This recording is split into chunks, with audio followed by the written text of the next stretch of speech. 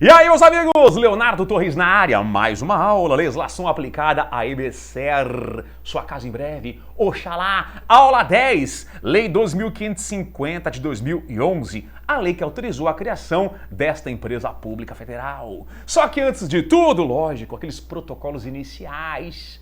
Não, professor, não queremos. Querem sim. Vamos lá então, a frase do dia foi: se você quer ser bem-sucedido, precisa ter dedicação total, buscar o seu último limite e dar o melhor de si mesmo. Ayrton Senna, ídolo eterno. Adorei. Vamos lá também, temos aqui as redes sociais, ó. Tem Instagram, tem e-mail, tem o sítio eletrônico, a chácara eletrônica. Temos aqui, ó, YouTube, se inscrevam lá e cliquem lá no sininho para que vocês sejam notificados para novos vídeos que eu gravar. Legal. E também, lógico, aquele momento merchan aqui, ó, pela editora Juspodium. Lei de acesso à informação, comenta artigo por artigo, questões comentadas, legal. E também, lógico, aqui, gente, ó, o livro da Lei 2.550, que autorizou a criação da EBSER, também aqui na coleção, Leis Especiais para Concursos. Tudo você encontra aqui por preços populares no site da Juspodium. Ajudem o teacher a comprar fraldinhas para o Telzinho. Muito obrigado. Vamos lá, vem comigo aqui, ó. Então estamos aqui dentro da legislação aplicada à EBSER, tá? Hoje é a última aula da Lei 2.550 de 2011, legal? E nas próximas aulas iremos tratar do quê? Do Código de Ética e também do Estatuto da EBSER, que é o Decreto 7661 de 2011. Beleza? Então hoje é a última aula aqui da Lei 2.550. Gente, na aula de hoje nós iremos tratar do quê? Vamos lá comigo então. Na aula de hoje nós iremos tratar, nobres colegas, aqui ó, de alguns artigos que faltam aqui em relação aqui aos estudos da Lei 2.550. O artigo 10 da lei em questão vai tratar do quê? Do pessoal da EBSER. O pessoal que trabalha na EBSER, ou seja, você em pouquíssimo tempo. Gente, dentro aqui do item do artigo 10, vamos aqui tecer uma observação de grande pertinência.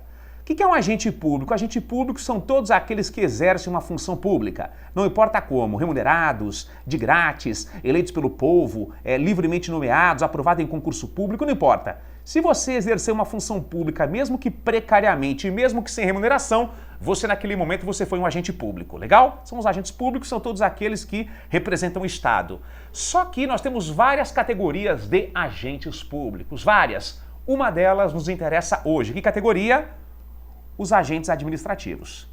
Eu insisto, não é a única categoria, mas é uma das categorias que nos interessa hoje. Legal? Gente, os agentes administrativos, esses caras aí, eles têm uma relação profissional com o Estado e entre eles há uma flagrante relação de hierarquia e subordinação.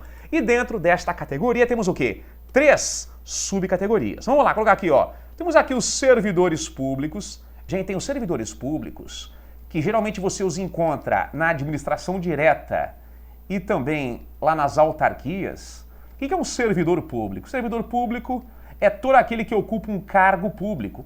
Gente, na verdade, o servidor público é todo aquele que ocupa um cargo público. O que é o cargo público? É a unidade mais simples de poderes e deveres da administração pública. Na verdade, o cargo público é um plexo de poderes, que ora está, ó, ocupado e ora está o quê? Vago. E você que ocupa esse cargo, você é um pedacinho da administração e tem o status de servidor público, beleza?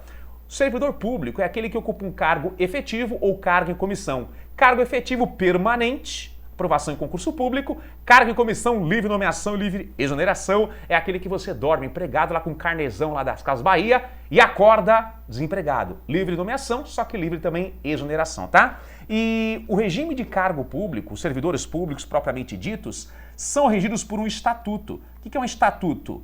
É uma lei que regula a vida de um servidor público, direitos, vantagens, regime disciplinar, proibições e tal. Por exemplo, aqui, gente, servidores públicos civis federais, órgãos da União, autarquias federais, Lei 8.112 de 90. Legal?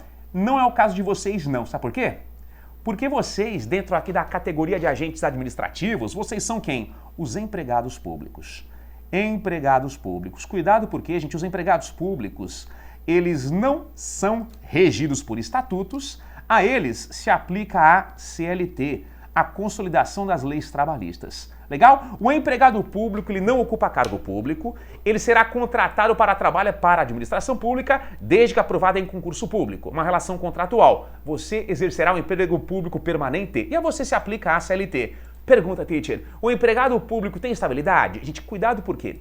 A estabilidade propriamente dita, aquela prevista no artigo 41 da Constituição Federal, ele não tem não, tá?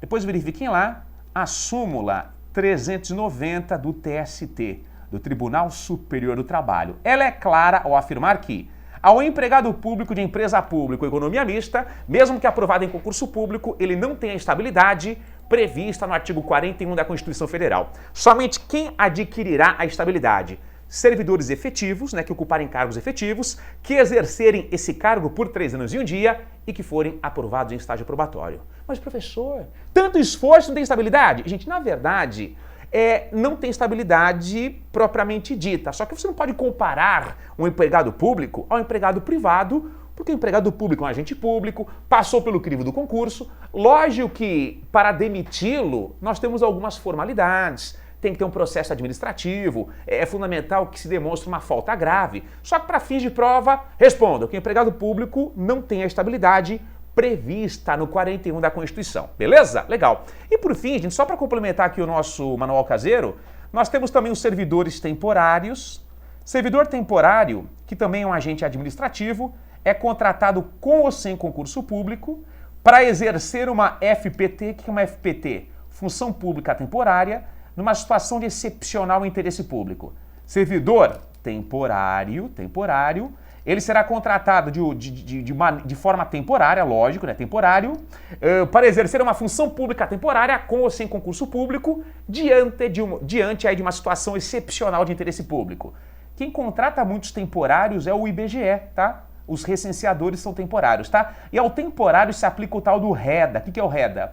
Regime Especial de Direito Administrativo. Ok? Legal. Muito bem. Gente, então sabemos que o pessoal da EBSER são empregados públicos e, lógico, para que sejam empregados públicos, serão aprovados lá em concursos públicos de provas ou provas e títulos. Só um toque porque a lei, ela autoriza que o edital considere como título, no caso aí do concurso público para a EBSER, o exercício de funções da função pretendida. Então calma lá, professor. Quer dizer que a lei autoriza, que o edital estabeleça que como título também será considerado o exercício de funções, aliás, o exercício da função pretendida. Então imaginemos que o cargo pretendido é de assistente administrativo, por exemplo, é possível que o edital estabeleça que quem comprovar que já exerceu esta atribuição pretendida, essa comprovação será o quê? Computada como título, ok? Muito bem. Prossigamos então, gente. Vamos comentar agora o quê? Os artigos 11 e artigo 12. Vamos lá. Artigos 11 e também o 12. Na verdade, a EBSER, de acordo com a lei, ela pode contratar o quê, gente? Ela pode contratar temporários. É possível que a EBSER contrate agentes públicos temporários. Cuidado por quê, gente? Regime da CLT, empregado público permanente, se refere ao pessoal permanente da EBSER. Legal? Só que nada impede que a EBSER contrate também temporários. Em 3 situações, a EBSER poderá contratar temporários. Vou colocar aqui, gente, ó. Nos 2 anos iniciais, vamos colocar bonitinho aqui, vamos lá. Nos 2 anos iniciais, há a implantação,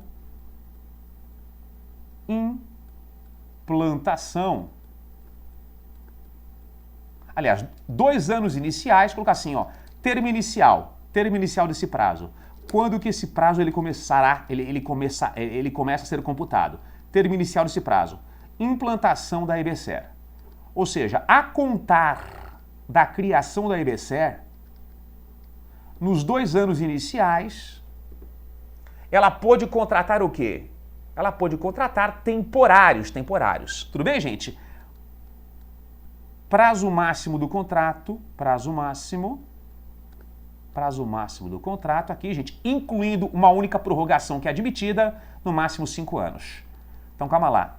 Calma lá então, professor. Nos 2 anos iniciais, a contar aqui da implantação da criação da EBSER. A EBSER, ela pôde contratar temporários, legal, o contrato poderia ser prorrogado uma única vez, desde que a soma dos prazos não superasse o quê? 5 aninhos. Beleza? Muito bem. É possível também a contratação de temporários, na vigência lá daqueles contratos do artigo 6º. Na vigência daqueles contratos do artigo 6º. Contrato do artigo 6º, professor? Aqueles contratos em que as instituições federais de ensino ou congêneres contratam a EBSER.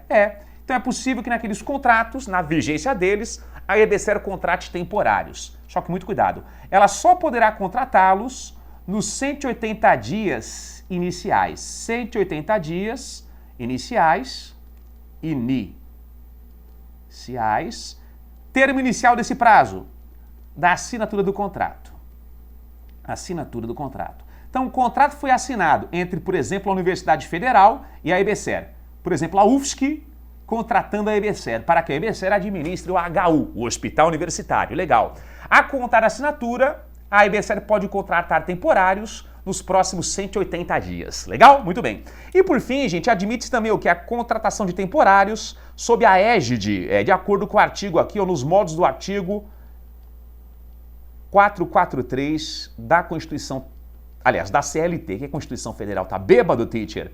Então também admite-se a contratação de temporários pela EBSER, de acordo com o artigo 443. Ou seja, para serviços temporários ou situações transitórias. Admite-se também a contratação de temporários, de acordo com o artigo 443 da CLT, serviços temporários ou situações passageiras transitórias. Nesse caso aqui, o prazo máximo do contrato, 2 anos. Beleza? Muito bem. Gente, quase fechando aqui então, vem comigo. Quero comentar também o artigo 14. Ele fala assim, controle da EBSER, fiscalização da EBSER. Gente, não se esqueçam, o que é o controle da administração pública? É qualquer instrumento jurídico e ou administrativo que viabilize a fiscalização da administração. Gente, o que é o controle da administração pública? É qualquer instrumento jurídico e ou administrativo que viabilize a fiscalização da administração. A lei estabelece que a EBSER ela estará sujeita a um controle interno e a EBSER também ela estará sujeita a um controle externo. Controle interno é um controle externo. Gente, na verdade, o que a lei estabelece no 14, que internamente a EBSER será fiscalizada pelo órgão de controle interno do Poder Executivo, por exemplo, a CGU, Controladoria Geral da União. CGU é um órgão de controle interno do Poder Executivo da União que auxilia a Presidência da República na fiscalização de órgãos e entidades do Poder Executivo. E também a EBSER, ela estará sujeita ao controle externo. Controle externo no aspecto financeiro. Quem é que realiza o controle externo financeiro da administração pública federal, incluindo a EBSER? O Congresso Nacional, auxiliado pelo TCU, pelo Tribunal de Contas da União. Calma lá. Controle interno, então, pelo órgão de controle interno endógeno do Poder Executivo, por exemplo, a CGU. Controle externo financeiro pelo Congresso Nacional, auxiliado pelo TCU, pelo Tribunal de Contas da União. Por mais que a lei não mencione, lógico que além desse controle financeiro feito pelo Parlamento com auxílio do TCU externo, nós temos outros controles externos, aos quais a EBSER também está sujeita. Por exemplo, o judiciário, se provocado, ele poderá fiscalizar a EBSER, desde que provocado. Outro exemplo, o Ministério Público também, ok? Então, na verdade, a lei deu apenas um exemplo de controle externo ao qual a EBSER estará sujeita. Controle externo financeiro, feito pelo Parlamento, Congresso Nacional, auxiliado pelo poder o quê? Aliás, pelo TCU, Tribunal de Contas da União. Só que existem outras formas de controle externo, Ministério Público, Poder Judiciário, dentre outros, ok? Legal, muito bem. Pergunta, teacher, o Tribunal de Contas da União integra qual poder? Para a maioria, nenhum. Para a maioria, é um órgão independente que somente auxilia o Legislativo na fiscalização financeira da administração pública. Muito bem. E quase fechando aqui, gente, o artigo 16 é de uma singeleza ímpar. Ele determina o que, gente? A reativação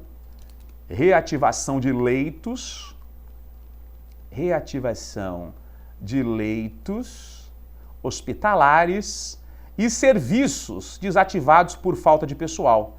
Leitos e serviços que estavam desativados por falta de pessoal. Não entendi. Gente. A contar da assinatura do contrato entre a Instituição Federal de Ensino e a EBSER tem até 1 ano para reativar os leitos hospitalares e também os serviços públicos, né, de saúde que estavam o quê? Que estavam desativados por falta de pessoal, tá? Então, ela tem até 1 ano para reativar os leitos e tais serviços. Até 1 ano. Muito bem. Vamos lá, reta final. O artigo 17, ele autoriza também a criação do quê? Ele autoriza a criação de empresas públicas hospitalares estaduais, tá? Então, os estados, mediante lei estadual autorizativa, eles poderão também criar o quê, gente? Empresas públicas hospitalares estaduais, tá? Lógico, é fundamental uma lei estaduais. É fundamental uma lei de cada estado autorizando lá a criação de uma empresa pública estadual hospitalar. Beleza? Gente, para quem for prestar EBSER, é até o artigo 17, tá? O artigo 18, na verdade, é uma alteração no Código Penal. Olha que interessante, gente. O artigo 18 dessa lei, ele alterou o Código Penal. Lá a parte especial e também a parte geral do Código Penal. Ele alterou o artigo 47 do Código Penal. Gente, o 47 do Código Penal, ele vai trazer o quê? As modalidades de penas restritivas de direito. Para qualquer um que for condenado por um crime, está sujeito não só à pena de prisão, mas também à multa e penas restritivas de direito. Essa lei aqui alterou o Código Penal, o 47, e inseriu o inciso 5º no 47 do Código Penal, ou seja, criando mais uma pena restritiva de direito, a proibição por um certo tempo de prestar concursos públicos, tá? E também, lá na parte especial, gente, a Lei 2.550, ela tipificou mais uma conduta, ou seja, criou aqui mais um crime, artigo 311-A do Código Penal, que é o crime de... Aliás, 311-A, né? Que é o crime de fraude a certames de interesse público. Tipificou mais uma conduta, criou mais um crime, cujo nome é fraude em certames de interesse público. Mas para quem for prestar EBSER, eu acho muito pouco provável que a banca elabore questões sobre o artigo 18. Beleza? E para que não pegamos a tradição, vamos fechar aqui com uma questãozinha de prova. Legal? Cadê você? Opa, aqui, olha aqui, que questão fácil, que questão teteia, calma lá que tem que configurar. Vamos lá, padrão toque. Muito bem. Gente, não se esqueçam, tá? Que nós ainda iremos estudar o decreto 7661 e também lá o Código de Ética e Disciplina, lógico, dentro do que nos interessa. Legal? Vamos lá então. Questão de prova, cadê você? Está aqui. Foi, vamos lá. Aqui, ó. Uma da IBFC, hein? Assinale a alternativa correta quanto às previsões da Lei 2.550. O regime de pessoal permanente da EBSER será estatutário. Posso parar? Posso. É regime seletista. Que estatutário o quê? B, o regime de pessoal permanente da EBSER será estatutário. Pode parar por aqui. Tchau. C, o regime de pessoal permanente da EBSER será estatutário. Tchau. D, o regime pessoal permanente da EBSER será o da CLT, começou bem, legislação complementar, condicionada à contratação à prévia aprovação em concurso público de provas ou provas e títulos, observadas as normas específicas do Conselho de Administração. Yes! É a D que nos interessa. E, o regime de pessoal permanente da EBSER será o da CLT e estatutário, para por aqui não, porque pessoal da EBSER permanente são seletistas, são empregados públicos. Tudo bem, gente? Muito fácil, né? No que depender de mim, você gabaritará legislação especial em relação à EBSER. Legal? Beijo no coração, namastê, boas vibrações e até a próxima aula. Valeu!